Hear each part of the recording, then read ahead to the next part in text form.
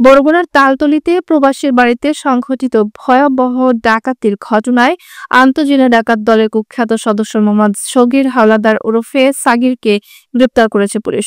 গতকাল সোমবার বিকেল 5:30টার দিকে তালতলী থানার ইন্সপেক্টর তদন্ত শরীফুল হকের নেতৃত্বে পুলিশের একটি চৌকস টিম তথ্য প্রযুক্তির সহায়তায় ভোলা সদর থানা এলাকা থেকে তাকে আটক করে। উল্লেখ্য, গত 26 জুলাই গভীর রাতে 7 থেকে 8 জন ডাকাত মাটি খুঁড়ে ঘরের ভিতরে প্রবেশ করে গৃহবধূ মনিকা বেগম, তার শ্বশুর, শাশুড়ি ও মেয়েকে অস্ত্রের মুখে জিম্মি করে রাখে। পরে নগদ টাকা, স্বর্ণালংকার ও মোবাইল ফোন সহ 11,42,637 টাকার মালামাল লুট করে নিয়ে যায় তারা।